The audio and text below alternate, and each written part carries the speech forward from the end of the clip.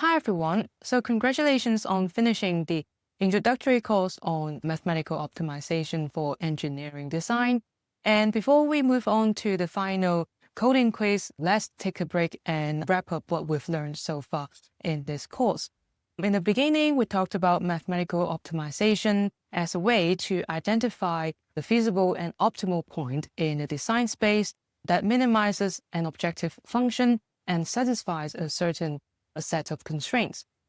They can be typically expressed in such a generic form where we say we want to minimize f of x, some function, with respect to our design variables x, where u has to equal to u of x. This could represent some underlying equations or underlying physical phenomena of our problem.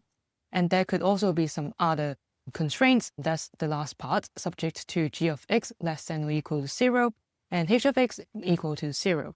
So we use the letter g normally to represent inequality constraints and h to represent equality constraint.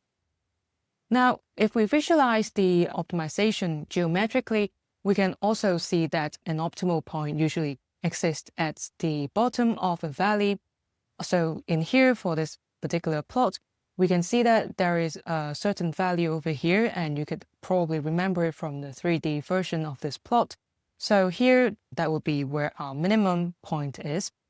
And we can also see that equality constraints would become lines. So this means that for the solution to be a feasible one, it must lie on this particular straight line.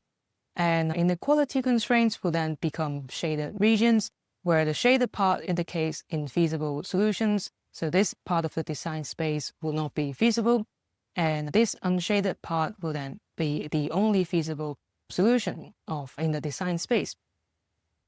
Now, we also saw how in such a case, our constraint minimum will actually become the point over here, which is the closest point to our unconstrained minimum.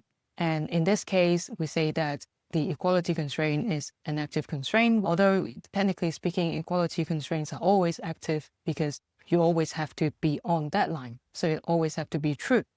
For this inequality constraint, though, we can effectively remove it without affecting our problem. Our solution at the point x actually doesn't result in g being 0. That constraint is basically inactive, so we can just ignore it. Now, we also looked at when optimization problems are not set up properly, it will result in sometimes no feasible solution at all, or an infinite number of solutions. So that's why it's very important to revisit your formulation of the problem. And if needed, you can also utilize any visualization techniques we've learned so far to spot out any irregularities or potential bugs in the setup. And if still it's not set up correctly, you will have to revisit it and rerun the optimization loop again as shown in our previous optimization workflow. Then we also saw that optimization problems can be classified in a lot of different characteristics, and from there we can determine the appropriate algorithm to tackle them one by one according to their characteristic. One of them is whether they are convex or non-convex.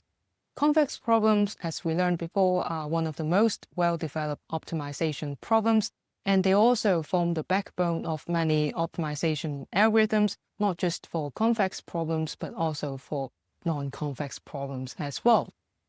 And in particular, linear programming or the quadratic programming problems we learned earlier, being a kind of convex problem, they are very common amongst operational research. So you can see how throughout the quiz later on and the previous examples, you can see how they are very essential in a lot of schedule planning or optimization of a route or production plant, etc., etc. So this should give you an idea of how optimization can be implemented in real life. And that's all for this introductory course, and I hope you enjoy the quiz later on as we look at how to optimize the production of a manufacturing plant.